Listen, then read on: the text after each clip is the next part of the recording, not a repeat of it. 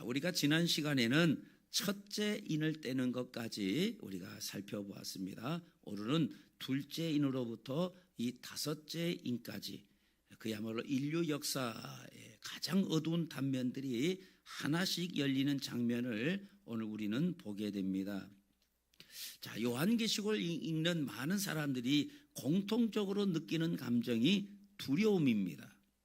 왜냐? 그동안 요한계시록을 설교하거나 할 때에 이 요한계시록을 통하여 성도들에게 많은 말세의 종말을 이야기하면서 두려움을 안겨주었다라는 거죠. 왜냐? 여기 인을 뗄 때마다 뭐 붉은 말이 지나가고 검은 말이 지나가고 청황색 말이 지나가는 그 자리마다 여기 보니까 전쟁이 일어나고 기근이 일어나고 죽음의 그림자가 막 나타나는 그런 내용들이 나온다고 말이에요. 자, 그래서 사람들은 이 요한계시록을 보며 굉장한 두려움을 느낍니다. 그러나 이 장면은 단순히 어떤 상징이 아니라 오늘 우리가 살아가는 이 현실과 너무나도 닮아 있다라고 하는 겁니다. 우리는 뉴스를 통해서 뉴스를 보지 않습니까? 요즘에는 뉴스를 틀 때마다 이거 전쟁이 또 언제 다시 재발하는가, 또 어디에서 폭탄이 터지는가, 늘 이런 소식을 쉽게 접하게 됩니다. 그로 인하여 경제적인 불안정함을 경험하게 되죠. 전쟁이 났다 하면 당장에 오일값이, 기름값이 올라가게 되고, 기름이 올라가면 어떻게 됩니까? 산업 전반에 파생이 일어나서 물가가 전반적으로 다 올라가고 어려움을 겪게 되어진다라는 거죠.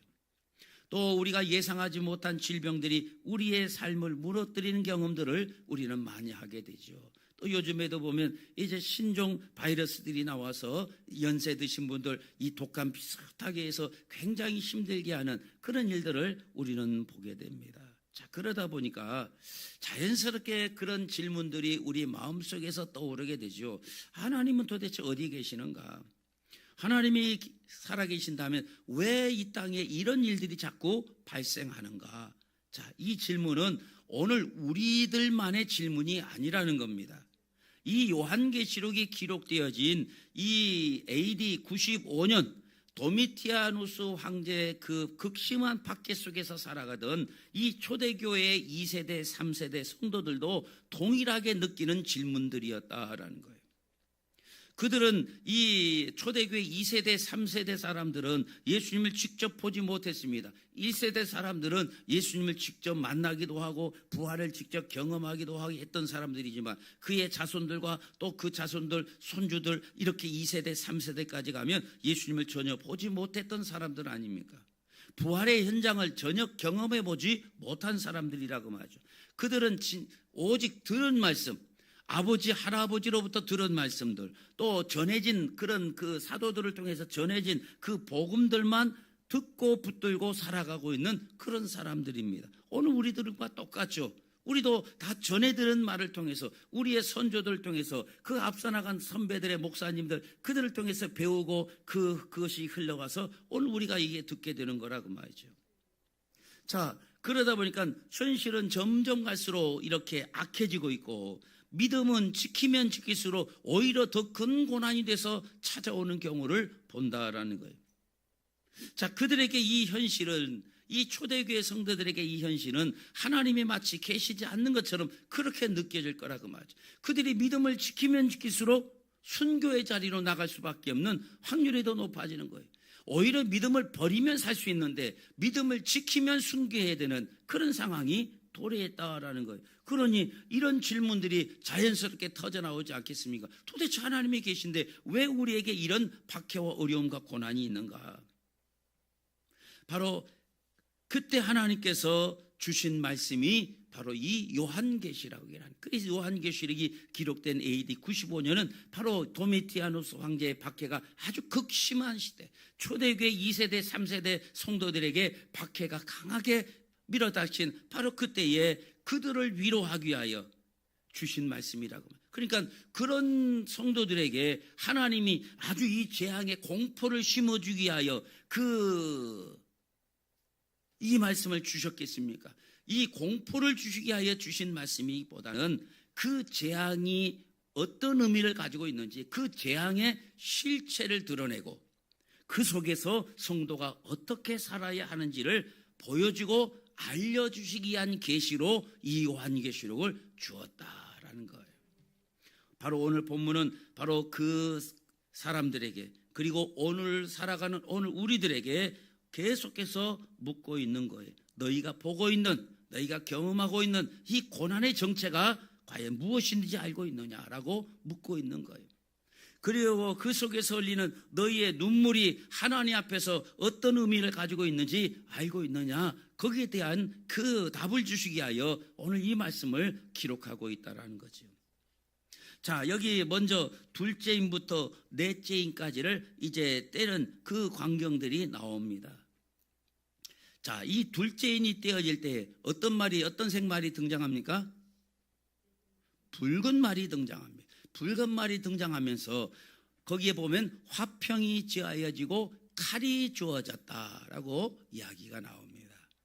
자, 이 화평이 사라지고 칼이 주어졌다라는 말은 전쟁을 말하죠. 자, 이것은 단순히 어떤 특정한 시대에 그 전쟁 하나를 의미하는 것이 아니라 이 땅에 존재하는 모든 형태의 전쟁을 다 포괄하는 그런 의미를 담고 있어요.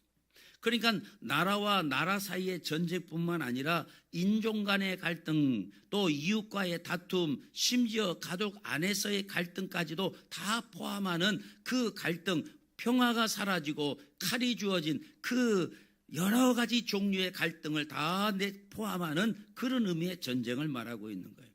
더 나아가 예수를 믿는 성도들이 이 믿지 않는 가족들과의 관계 속에서 여러 가지 영적인 전쟁을 경험하지 않습니까? 바로 그 전쟁까지도 다 포함하고 있는 것을 말하고 있는 거예요. 그러니까 이제 이 둘째인이 떼어지면서 붉은 말이 등장한 것과 아울러 화평이 지어지고 칼이 주어졌다라는 말은 마지막 때가 되어갈수록 이런 전쟁이 더욱 빈번하게 심화가 될 거라는 거예요. 그래서 나라와 나라 사이에도 갈등이, 전쟁이 심화될 뿐만 아니라 인종과 인종 사이에도 전쟁, 또 이 이웃과 이웃 사이의 갈등, 가족과 가족 안에서의 여러 가지 갈등들, 이것들이 점점 심화가 될 거라는 사실을 나타내고 있는 거예요. 또 세 번째 인을 떼니까 어떤 말이 등장합니까? 검은 말이 등장하고 그 손에 뭐가 들려있다고 말합니까? 저울이 들려있다. 자, 이것은 경제적 위기를 상징합니다. 그러면서 뒤에 설명이 나오죠. 자, 한 데나리온이라고 하는 것은 우리가 성경에서 알다시피 장정의 하루 품삯이 한 데나리온입니다. 그런데 그 돈으로 겨우 뭘 산다는 거예요? 그 한 데나리온, 한 대의 밀이나 세 대의 보리 정도밖에 살 수 없다라는 거예요. 생각해 보세요. 오늘날로 따져보세요. 어른 한 사람이 나가서 그냥 막노동을 하든지 뭘 하더라도 최소한 20만 원은 일당으로 받잖아요. 근데 밀 한 대가 20만 원이라는 거예요. 보리 석 대가 20만 원이라는 거예요. 그러니까 이 엄청난 경제 위기로 말미암아 인플레이션을 말하고 있는 거예요. 그러니까 평소보다도 거의 8배나 비싼 가격으로 경제가 어려워졌다라는 거예요. 하루 종일 일해도 결국 밀 한 대밖에 못 사는 거예요. 하루 종일 일해도 세대벌이밖에 못 사는, 그러니까 하루 종일 일해도 겨우 생존만, 입에 목근육에 풀칠할 정도 생존만 가능한 시대. 그러니까 가족들을 책임지기에는 턱없이 부족한 시대. 이게 이제 셋째 인이 떼어질 때 나타나는 모습이다라고 하는 거예요. 자, 넷째 인을 떼니까 어떤 말이 나타납니까?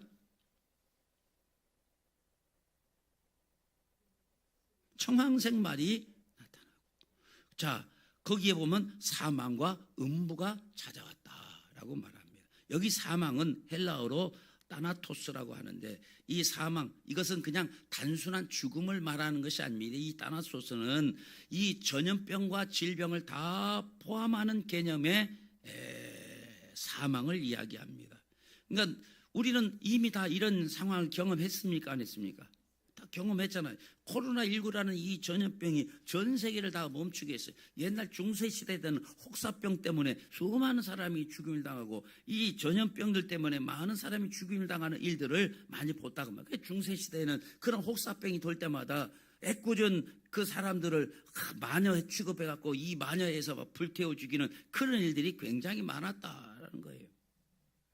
자, 이 코로나19 전염병, 최근에는 코로나19 전염병 때문에 인간의 삶이 얼마나 연약한지 우리는 다 드러냈지 않습니까? 그러니까 여기 첫째인부터 넷째인까지는 다 뭘 말하냐? 재앙을 말하는 거예요.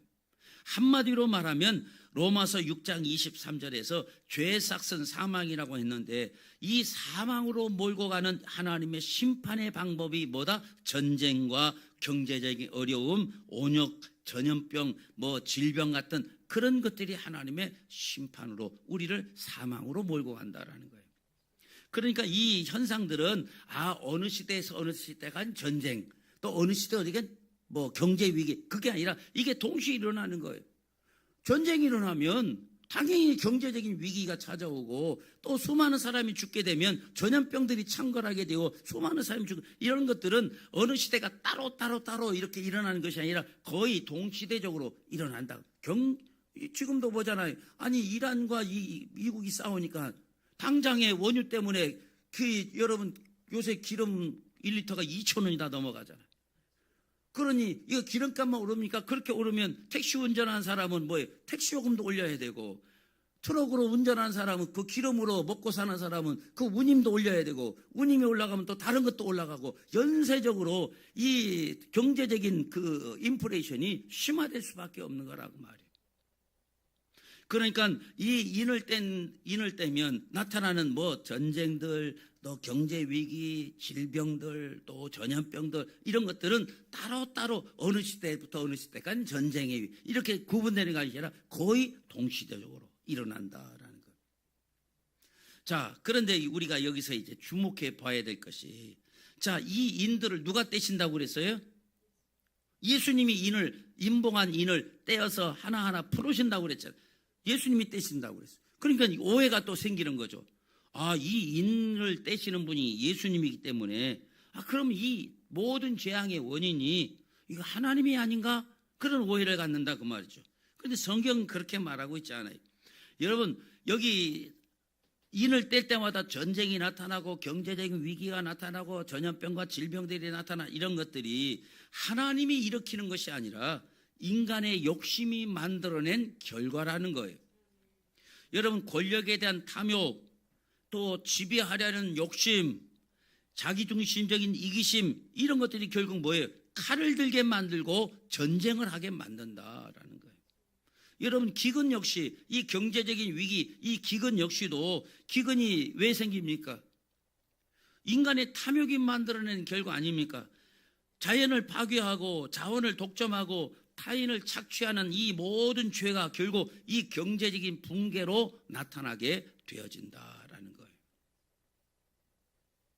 여러분, 우리가 이 공장들 몰래 밤중에 비 올 때 폐수 갖다 버리면 강물이 썩고, 또 그로 인하여 이 엘니노라든가 또 이런 기후 위기가 찾아오고, 그래서 결국 자연의 이 기근이 찾아오는 이런 현상들, 여러분 지금 자연이 파괴되는 그 현상들이 다 누구로부터 비롯됩니까? 하나님으로부터 온 거예요? 인간으로부터 온다고 말하죠. 인간으로 말미암아 기후 위기가 찾아오는 거예요. 여러분, 우리가 쓰는 이 그 모든 자연을 파괴하기 때문에 이런 그 기후 위기가 찾아오게 되는 것 아닙니까? 그래서 전 세계가 지금 탄소 중립, 알리백, 이게 탄소를 이제 줄이자 그 말이에요. 인간이 공장들이 그 탐욕스럽게 하는 그 공장들이 탄소가 이 대기 기후를 파괴하고, 그래서 여러 가지 이상 기후를 만들어내니까 탄소 많이 쓰는 것들을 없애자, 공장의 굴뚝도 좀 줄이고, 이제는 그 태양열이라든가 전기라든가 이런 그 재생에너지라든가 이런 것을 가자고 말한 이유가, 인간이 결국 그동안 계속 자연을 파괴해왔기 때문에 그 결과로 이 지구상에 몸살을 앓고, 그래서 어려움이 찾아왔기 때문에 그걸 해결해 보자고 인간들이 여러 가지 머리를 싸내고 있는 거라고 말이죠. 결국 기근 역시도 인간의 탐욕이 만들어낸 결과라는 거죠. 여러분, 각종 질병, 전염병들, 이게 뭡니까? 여러분, 에이즈라든가 이런 것들이 다 뭐예요? 인간의 죄와 왜곡된 삶의 방식 때문에 생기는 아닙니까? 이 동성애가 생기고 인간의 욕망이 결국 이 몹쓸 질병들을 에이즈라는 것을 만들어내고 여러 가지를 만들어낸다고 말이죠. 결국 이 모든 재앙은 어디서부터 비롯됐냐? 하나님이 만들어서 주는 것이 아니고 인간의 탐욕과 죄의 삭은 사망이라고 했는데 사망에 이르게 하는 죄로 말미암아 사망에 이르는 이 심판들이 우리에게 찾아오게 된 것이지 하나님이 우리에게 이 모든 것을 준 것이 아니다 그 말이에요. 그러니까 이 모든 배후에는 뭐가 있습니까? 사단의 역사가 있다라는 거예요. 사단은 인간을 죄로 유혹하고 결국 사망이라는 결과에 이르게 한다라는 거지요. 따라서 이 재앙들은 하나님이 직접 만들어내신 것이 아니라 타락한 인간과 사탄이 결합된 결과물로 이런 재앙들이 찾아오게 된 거라. 하나님은 그것을 오히려 심판의 도구로 사용하시는 거라 그 말이에요. 그러므로 하나님이 이 재앙을 만들어내신 분이 아니라 인간의 탐욕과 사탄이 결합되어 이런 재앙을 만들고 하나님은 그 재앙을 단순히 심판의 도구로 쓰실 분이라는 거죠. 그러므로 하나님은 우리를 무너뜨리는 분이 아니라 죄가 얼마나 무서운 결과를 가져온지를 오히려 드러내시는 분이시라는 거예요. 그리고 그 속에서도 여전히 우리를 구원하시기 위해 역사하는 분임을 나타내고 계십니다. 자, 그렇다면 이 재앙은 이 첫째부터 넷째 재앙은 언제적 사건을 말하고 있느냐? 이 요한시대를 기준으로 요한시대 과거냐, 요한시대냐, 요한시대 미래에 관한 것이냐? 아주 이건 신학계의 굉장히 중요한 쟁점 중에 하나입니다. 성경학자들은 이 재앙이 일어나는 시점에 대해서 여러 가지 관점을 가지고 있습니다. 성경학자들은 쉽게 말하면 요한시대 이전 그 요한시대에 그 일어나고 있는 그 재앙이라고 말하기도 하고 또 역사주의는 이것이 앞으로 미래에 되어질 일들이다라고 이야기를 합니다. 자, 이것을 통괄해서 역사학자들은 이 인들이 때 나타난 재앙은 요한시대 당시의 고난을 반영한 그 재앙이기도 하지만 역사를 관통해서 계속 반복되는 고난의 원리라는 거죠. 그리고 마지막 날에 나타날 궁극적인 심판을 향해서 나아간다라고 그렇게 이야기를 합니다. 그러니까 요한시대에도 이렇게 재앙과 여러 가지 재앙이 있었고 이것이 역사적으로 계속 반복되잖아요. 전쟁이 어느 요한시대에만 있었고 없다가 요즘에 나타나는 겁니까? 항상 이 역사적으로 반복되는 고난의 원리. 그 반복적으로 이 역사적으로 계속 전쟁이 있어왔고 기근이 있고 전염병들이 있고 이게 역사를 관통해서 계속 반복되는 고난의 원리라는 거예요. 그리고 마지막 날에도 역시 궁적인 심판으로 마지막 날에도 첫째 기근과 질병이 나타나고 민족과 민족이 다투며 이것들은 끊임없이 계속 역사 속에서 나타나게 되어진다라고 그렇게 보아야 된다 그 말이에요. 그러니까 이 인의 재앙이 앞으로 앞으로 미래만 나타날 것이 아니라 이미 요한 시대에도 있었고 역사적으로 계속되고 앞으로 장차도 나타날 재앙들이다라고 그렇게 보아야 된다라는 거예요. 그래서 요한계시록 6장 9절에 보면 다섯째 인을 떼실 때에 내가 보니 하나님의 말씀과 그들이 가진 증거로 말미암아 죽임을 당한 영혼들이 제단 아래에 있어 그랬어요. 자, 5개의 인이 다 재앙이 아닙니다.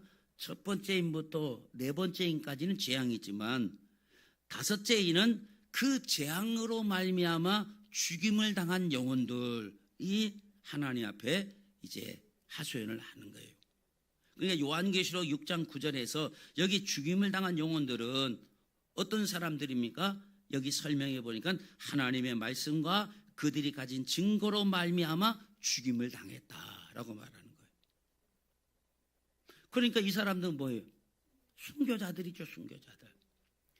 자, 요한계시록 우리가 첫 장에 1장에서 우리가 보았던 말씀입니다. 요한계시록 1장 9절을 보면 나 요한은 너희 형제요 예수의 환난과 나라와 참음에 동참하는 자라.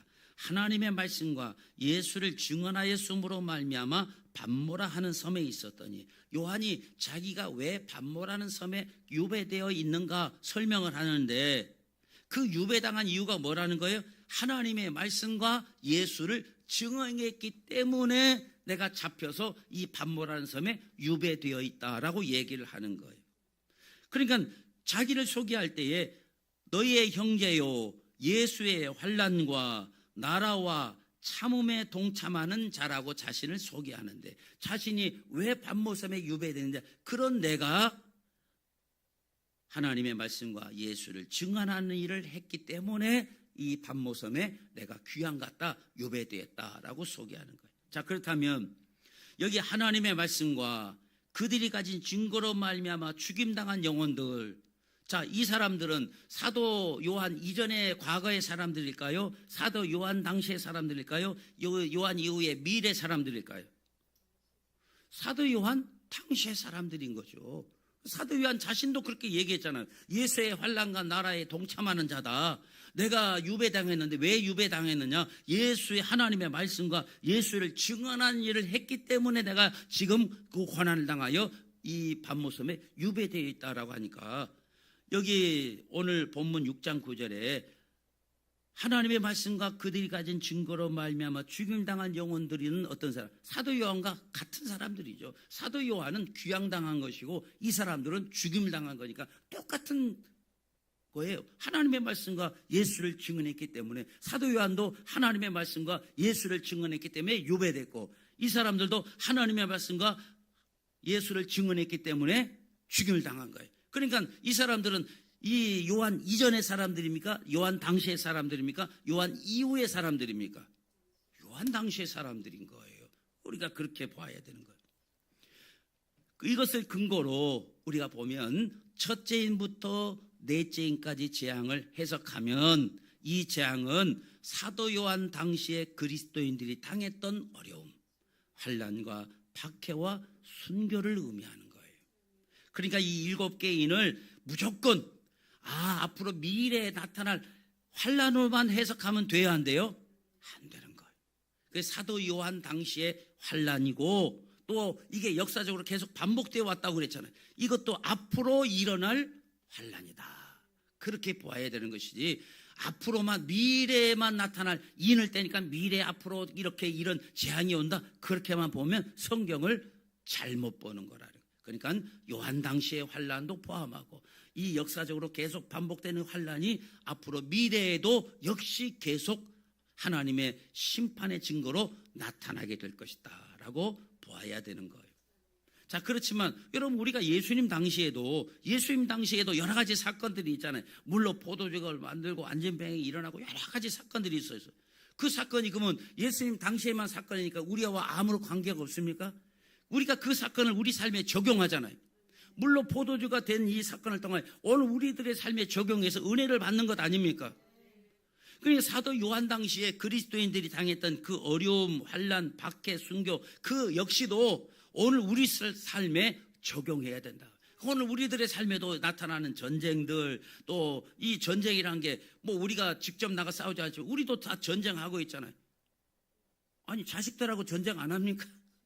가족들하고도 전쟁하자. 이 영적 전쟁을 하잖아요. 이 우리가 믿기 때문에 안 믿는 가족들과 끊임없이 전쟁 중에 있는 이 모든 것을 포함하는 전쟁 중. 그러니까 이런 것들, 이 인간의 죄로 말미암아 나타나는 여러 가지 기근과 경제적인 위기들, 이런 것들은 역시 우리 삶에 지금도 적용되어지는 말씀이다라는 거예요. 그리고 앞으로도 이제 주님이 오실 날에도 미래에도 역시 하나님의 심판의 도구로 그런 재앙들이 나타나게 될 것이다 라고 하는 것을 알아야 할 것입니다. 자, 그래서 이 요한계시록을 기록할 당시가 AD 95년이라고 하니까 그 당시에는 예수님을 직접 만났던 1세대들이 있어요, 없어요? 없어요. 다 죽지. 아니, 예수님을 한 살에 예수님을 만났다 해도 96살이에요. 한 살짜리가 예수님 만나서 뭐 기억이나 남겠어요? 우리 권사님 한 살에 뭐 했어요? 기억이 어디 있어?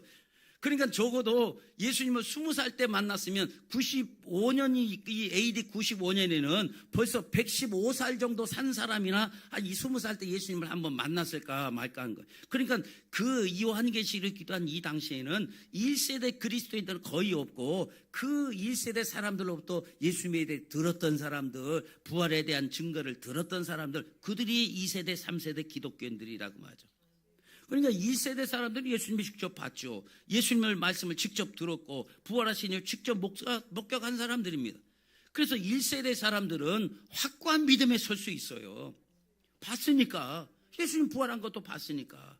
그러니까 죽어도 예수님을 부인하는 상황이 오더라도 쉽게 부인 못하는 거죠. 내가 보고 만났고 예수님을 보고 부활도 봤는데, 근데 예수님을 직접 보지 못했고 듣지도 못했고 예수님의 부활을 직접 목격하지도 못했던 이 2세대 3세대들이 신앙생활을 막 하던 시기가 이 주 95년 96년 이때인데, 이때 기록된 성경이 바로 이 요한계시록이라.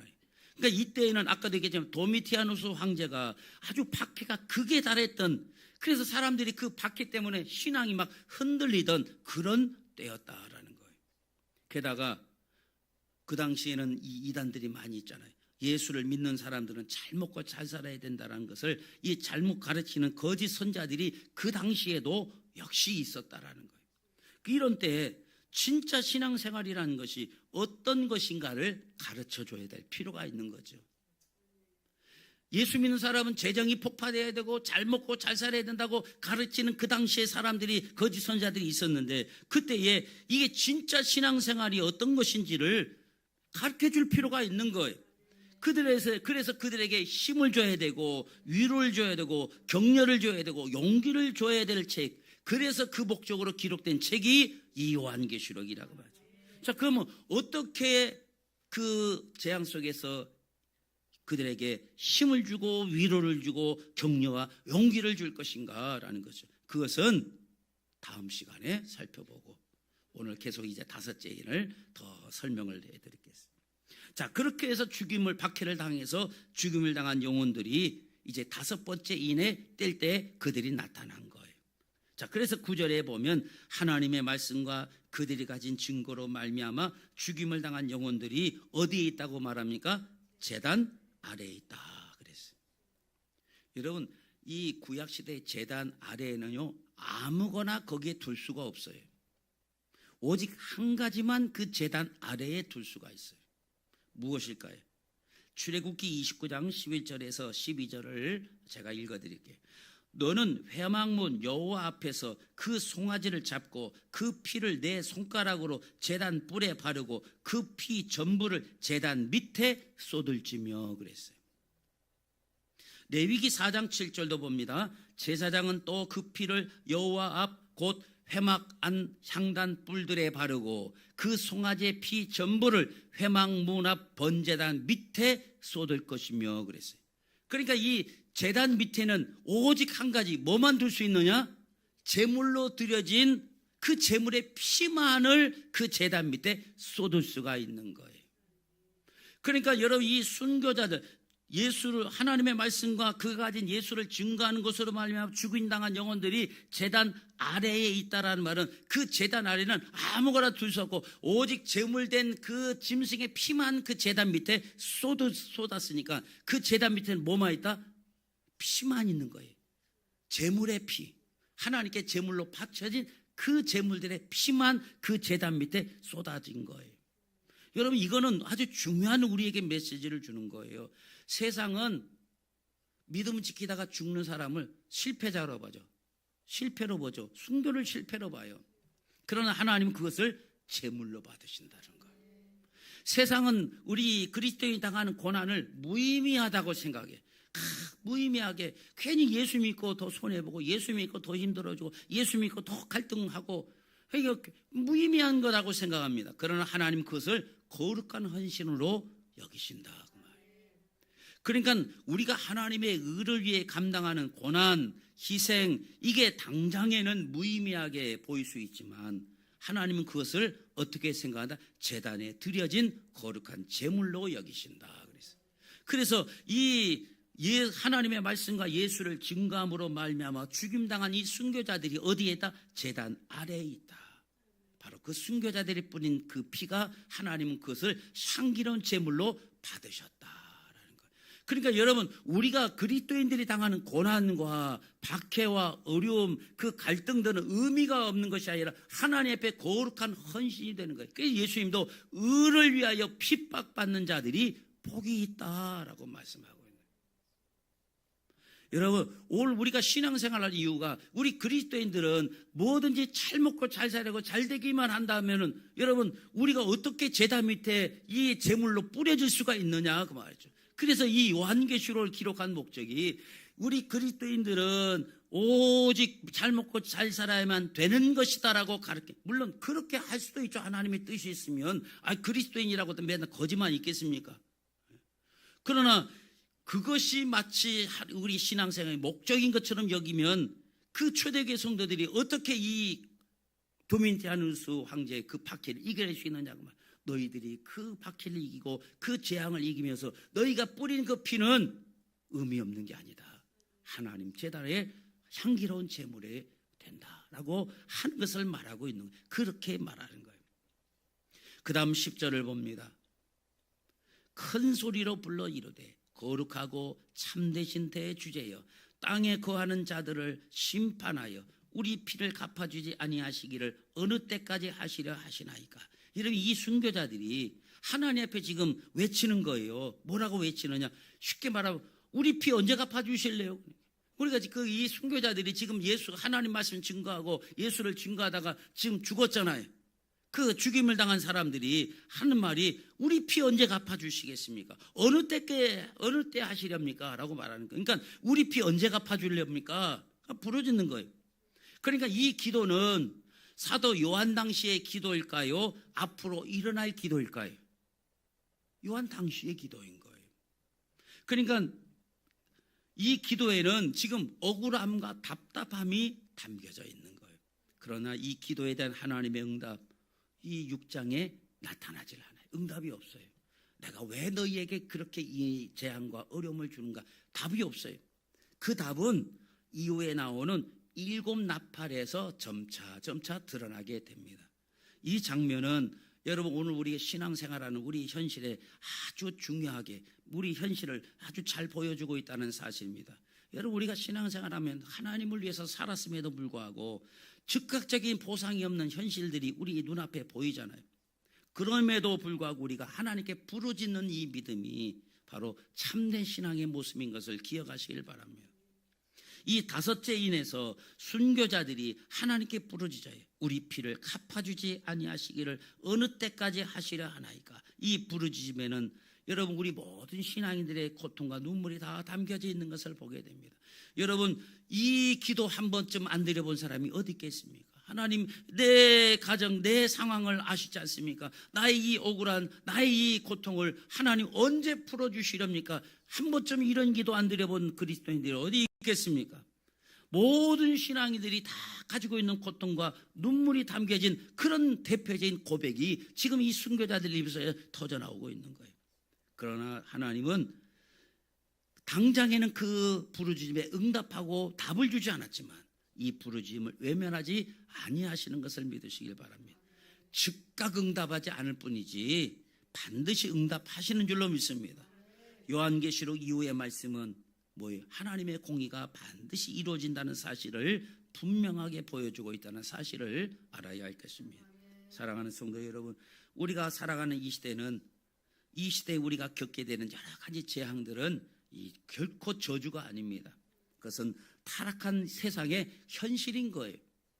여러분 이 땅에 지금도 일어나고 있는 저 중동의 전쟁이 이게 하나님의 저주로 그런 일이 일어난 것이 아니라 이게 타락한 세상의 현실이라고 말하죠.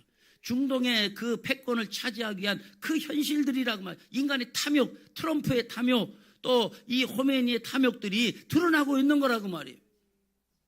그러니까 그걸 저주로 보면 안 된다. 타락한 세상에 그게 현실적인 모습이다. 그런 모습들이 지금 중동 전쟁은 아니지만 여러분 집에는 일어나고 있지 않습니까? 여러분의 그 관계 속에서는 일어나고 있지 않습니까? 그러니까 이 전쟁 속에 바로 우리의 믿음을 드러내는 자리여야 될 줄로 믿습니다. 우리의 고난은 하나님 앞에 제물이 되는 줄로 믿습니다. 우리의 눈물은 하나님 앞에서 기억이 되는 거예요.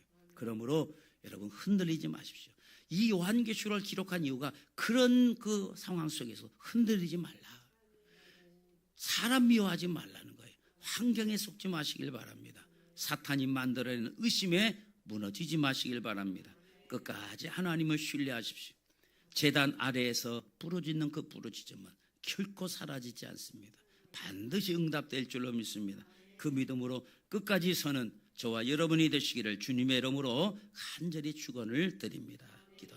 고마우시고 은혜로우신 하나님, 오늘 우리에게 당하는 많은 어려움들, 재앙들, 경제적인 위기들, 이것은 하나님의 저주가 아니라 바로 탐욕스러운 세상의 현실인 것을 우리는 보게 됩니다. 탐욕스러운 인간은 과거에도 현재도 또 앞으로 미래에도 이런 재앙들을 계속해서 만들어낼 것입니다.